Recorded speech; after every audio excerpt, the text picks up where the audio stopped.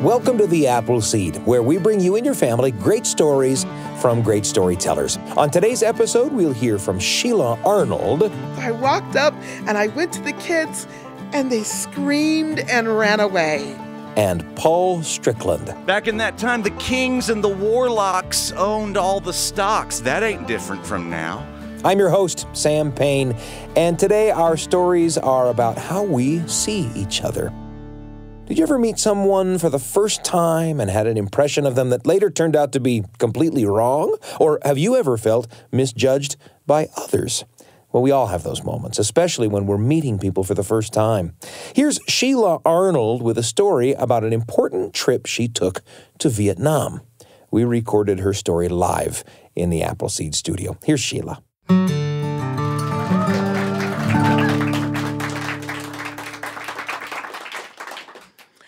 So this is one of my personal stories. It was 2009, and I was attending a church, and I learned they went on mission trips. I had never been on a mission trip. I'd heard that people went on mission trips, but I'd never been on one. I'd always been curious. We always raised money for people to go on missions, but we never did it ourselves. And suddenly I was at a place where people went to places. And so there was an opportunity for me to go. And the first place that I had the opportunity to go was Vietnam.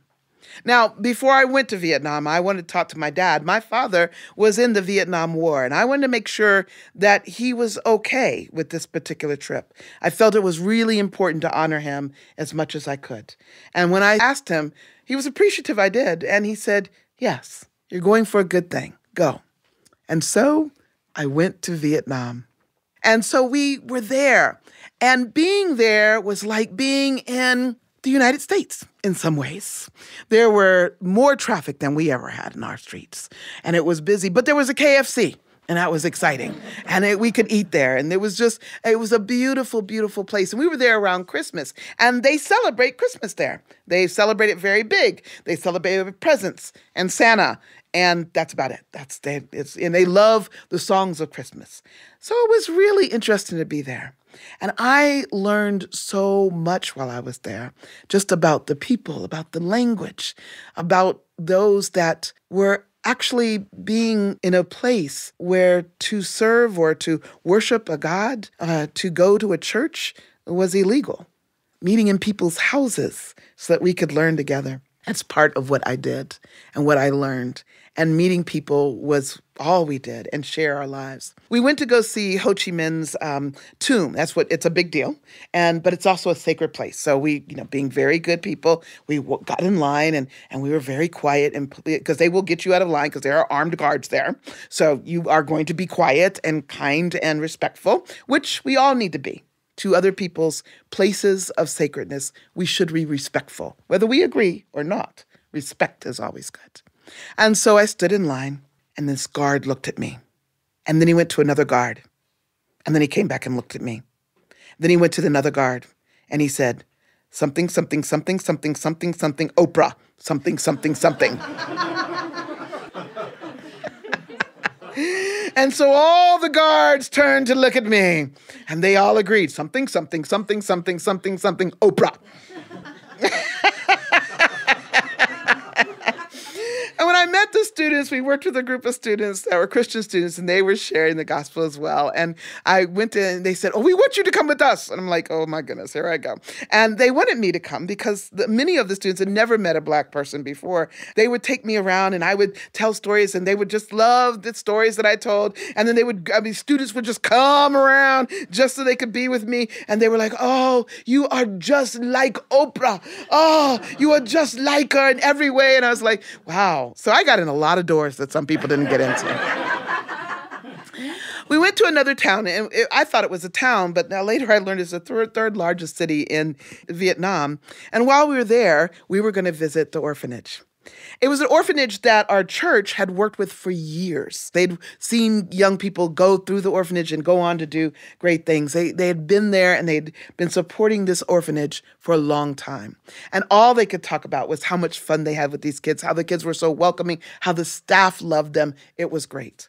Well, they wanted me to tell stories, and I was delighted. I had worked on a story that was a Vietnamese folktale, so I would be able to do that, and I was going to use that as a way to enter into a story and then end with the story of the prodigal son. And I just knew this was going to be wonderful. I came in one of my fancy dresses. I usually wear these long dresses, these caftans, and I was the last one to get into one of those taxis and the last one to get out of one because I had taken some stuff with me so I could be able to tell the story even better. Well, everybody was getting out of the taxis and walking up to the orphanage. And the kids were all there. And everybody who walked up got this smile and these hugs from these little kids. It was so wonderful. And I just couldn't wait. And I was getting the last of my things out. And I even saw they hugged people that had been there before, but they hugged new people too. So I couldn't wait to get one of those hugs. And I put on my best smile and I had the things in my hand. And I walked up, and most of my friends had already moved on. So I walked up and I went to the kids and they screamed and ran away. I was devastated. I mean, I understood why. In that area, there were no African American people. And I'm not a small woman. And if you've ever been to Vietnam, they are generally more small people than I am. So as far as these kids were concerned, I was the biggest Black person they'd ever met. I say that because I understood their fear. And then the kids did the thing that kids do with each other sometimes when it's something that's kind of funny or kind of scary, where kids push other kids into the scary thing. And they were doing that. And I was heartbroken. But I didn't want to show it. I didn't want to go to my friends and say, I'm heartbroken, because I didn't want this to turn into something about me. So I decided I would just be quiet. And so I was. I was quiet, but I kept a smile on my face. And I decided I'd kind of just do whatever needed to be done. Well, the first thing we did when we got there is we did relay races. And so we did some relay races, and I helped one of the guys with our relay. And I just kind of helped in the background. I put out the cones. I handed whatever things that we were doing. If we were walking with a spoon and a ball in the hand, or if we were putting the cones out a different way. And I just did the background things. And the kids kind of just didn't come around me. And we did a couple of relays, and then they made a meal for us, and then we laid down for a nap. We were all required to do such. And so we laid down for a nap, and we woke back up, we got back with our kids, and we were relaying again. And again, I was just quiet. I didn't want anybody to know that my heart was broken, and I couldn't fix it. And so I kept doing what I did until my partner left. And he said, help the kids get ready for the next one. I have to go do something. And I was like, oh. And I had to count the kids. I had learned just enough Vietnamese to do it badly. And so I counted in Vietnamese, 1, 2, 3, counting the kids out. And one of the older kids just laughed. And I laughed too, pointed and said, do it. Could you count it? And he did. But he just kind of chuckled. And I got my first smile. I felt okay. Felt even better when we won that particular relay. And the kids felt pretty good too, so we were pretty good. So finally, at least a group of kids thought I was all right. Well, then it was time for us to share. And we started with a story. And I told the story of why Toad is called Uncle in Vietnam. And this old folktale tells about a time of a drought where a toad decides that the king of heaven has forgotten them.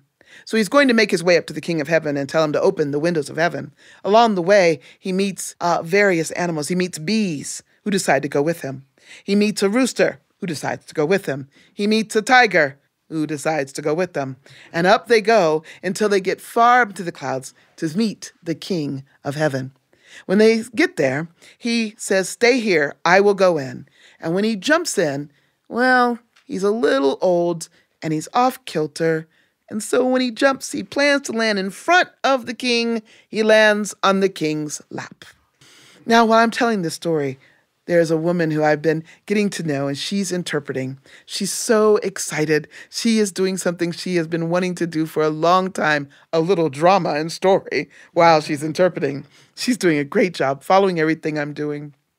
Well, the king is upset that a toad has jumped onto his lap. And so he brushes the toad off. He calls for the guards to come and take out that toad, kill him indeed with their spears. That's when Toad calls the bees, and the bees come and bite all the guards, and they run away. Well, that makes the king even more unhappy, so he calls the thunder god. The thunder god brings his thunder drums, and he attempts to break the eardrums of the small toad. But that's when Toad calls in the rooster, and the rooster cock-a-doodle-doos in such a way that the thunder god says, "No more, no more." And again, the toad tries to tell the king what's going on, but the king is furious. So he calls in his pure white wolf.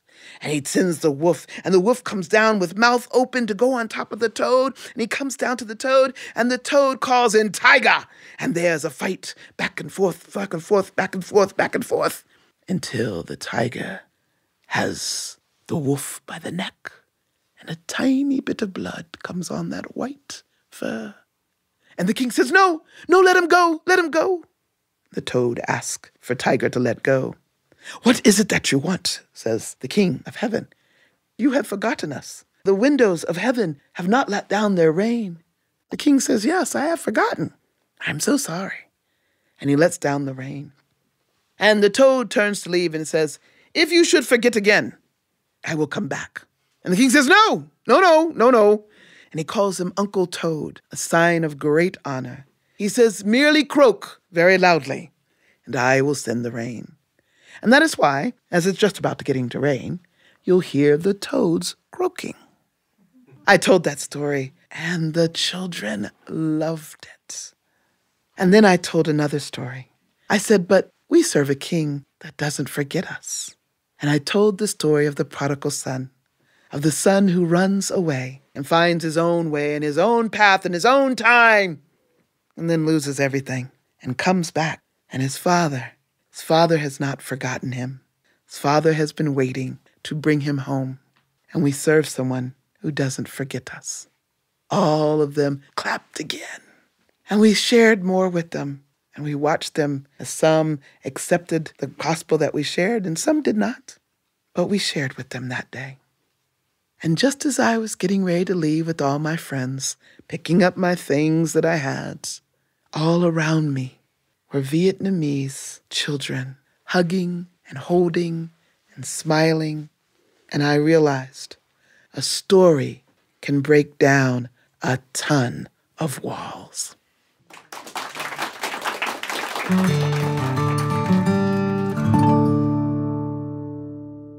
That was Sheila Arnold with a story called Vietnam Mission Trip. Listening to Sheila's story about being misunderstood and not being seen for who you really are reminds me of when I was in junior high, and the meanest guy in my neighborhood lived in a house about 6 houses up from mine. I'm going to call him Devin, which was not his name, by the way. Devin had just graduated from high school when I started to ride the junior high school bus.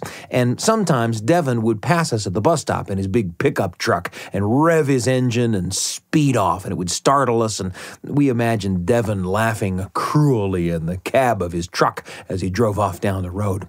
And then came the day when my mom asked me to deliver an invitation to a church women's organization social. I had to deliver that invitation to Devin's house, to Devin's mom. And when I got there, Devin was working on his truck in the garage. I was going to have to walk right past him to get to the door. And worse, I didn't even get past him before he shouted out, "Can I help you?" "Well, is your mom here?" I asked, and I was all nerves. Well, his mom wasn't there, and while I walked up to Devin to hand him the invitation for his mom, some nervous impulse to make small talk rose up in me, and I heard myself say, "Your truck is cool."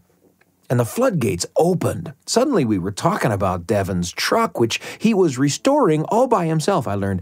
He was going to finish it and sell it because he had big plans to do missionary work for our church, and it was going to cost some money, and he wanted to pay for it himself, which I thought was really cool.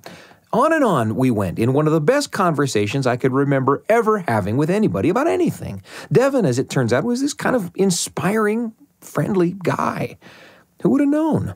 I'd been looking at him through the lens of the meanest guy in the neighborhood for who knows what reason, and what a delight to learn how completely, shamefully wrong I was. It makes me wonder how wrong I might be about other people I may not see clearly, even today.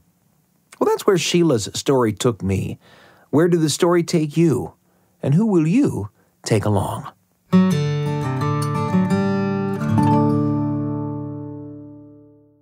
There's a lot coming up, but first I want to introduce you to another show from the BYUradio family of podcasts. The show is called Top of Mind, and it's perfect for people who want to engage with tough issues that matter in our communities, but are turned off by how polarizing and divisive these conversations can sometimes be.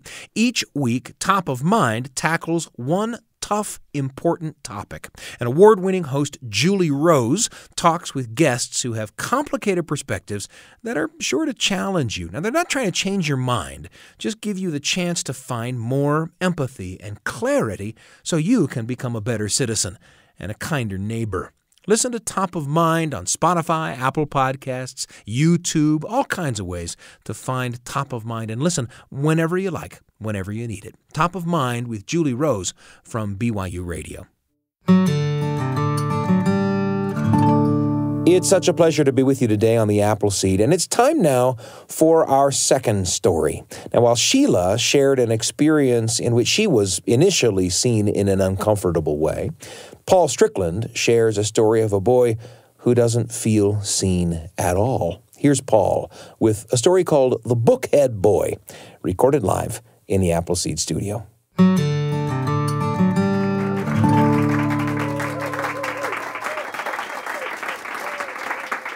Hey, y'all. Thank you so much for being here. So I am often accused of making up all of my stories, which is not entirely accurate. I collect stories. You know, I like to tell, for example, historical stories that just happened to have never happened. I like to tell folk tales that I collect from this wise little old lady who lives in my head, which is probably why she's so little. So I want to tell you one of those. This is one of my favorite stories to tell, and it's called The Bookhead Boy. And when that wise little old woman in my head begins it, she always starts it like this. She always says, "Way back ago." Isn't that beautiful? I love that beginning. Way back ago, back before so many things were all happening at the same time, such that multitasking was not yet a thing, so that back then there could still be just once upon a time. Back in that time, things were not as different from now as we want to believe that they are. They just weren't that different. There were influencers back in that time. They were just your evil witches, right? Back in that time, the kings and the warlocks owned all the stocks. That ain't different from now. Back in that time, there were trolls. They just had not yet become internet trolls. See, back in that time, it was very common to get yourself turned into a fish or a donkey or something. It just happened all the time. According to my reading of fairy tales, 1 in every 7 people end up being cursed. Which sounds like a high percentage, right? 1 in every 7 people, but it actually isn't when you think about it. 1 in every 7 people is the same percentage of Americans that have bad credit. I'm not an economist, but I can read fairy tales. My point is that back in that time, if a warlock cursed a rock and threw it at a prince, the prince could dodge out of the way. And everybody would be like, yay, ever after. But y'all, it was only yay, ever after for the prince, right? Because there was still a loaded, camouflaged rock just sitting in that path full of dirty magic like a landmine, waiting for some poor peasant child to come walking up that path, thinking fantastical thoughts, kicking rocks. Next thing that child knows, pow! His head is a book. This is the story of the Bookhead Boy. Now, strangest thing was, everyone in that child's village still knew exactly who he was. As he walked by with that book for a head, everybody still knew exactly who he was. The blacksmith was the first one to yell out, "Wow, everybody, Timothy's head's a hardback today." The haberdasher looked out, saw that book for a head and thought, "I thought I'd made a hat in every size." The monk walked past and said, "Well, nothing." But he stared. The Bookhead Boy made it all the way home, where, of course, his brother and sister attempted to make him sleep on the bookshelf that night. His mother, against his wishes, spit-shined his leather cover, de-dog-eared all of his pages, pulled the bookmark out of his cowlick, which was frankly not helpful, Mom. But his father never once looked up from a different book. See, that's the thing about the Bookhead Boy's life. Everyone in that child's life could read, but nobody took the time to read him. And that's why the boy left. The story says that he walked for days and nights till he came to this old stone well along the path. And this stone well was peculiar. It had water going all the way across the tip top of it that was undisturbable water. Do you understand? If you threw a penny in, there's no splash. If you dipped a bucket in, there was no splash. It was perfectly undisturbable water. Nothing wrong with the water itself. The well is what had been cursed by an apprenticing witch. She got a B- for a different project. That's a story that I'm not going to tell right now. The point is, because that water was perfectly flat across the top of that well, that Bookhead Boy could get to know himself page by page by page. And yeah, the text was reversed in the reflection. And don't tell me you've never felt like that about yourself at some point. The point is that child was able to reverse and learn every word. And when the last page was turned, the last 3 words that were read were "to be continued." And when those 3 words were read, that book fell off the child's head and splashed into that well being cured from its curse by its own usefulness. And as that book slowly sank down into that well, that child could see his old, new reflection in the rippling. And what that child saw was the reflection of someone who was excited to go find his next story.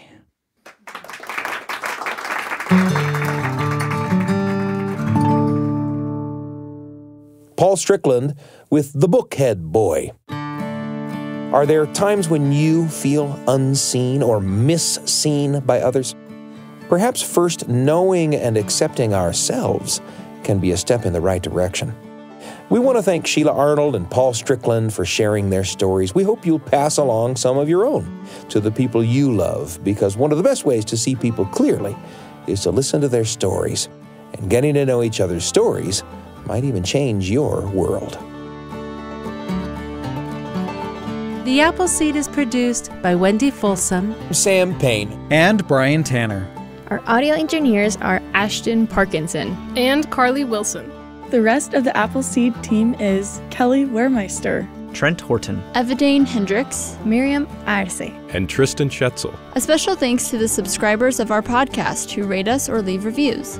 You help people find the show. We also love to receive emails at theappleseed@byu.edu. Your thoughts and comments help us to shape the future of the Appleseed. We're pleased and proud to be among the many podcasts produced by the BYU Radio family.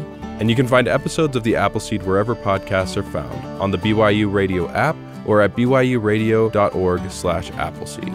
I'm Sam Payne, and the whole team can't wait to be with you again on The Appleseed.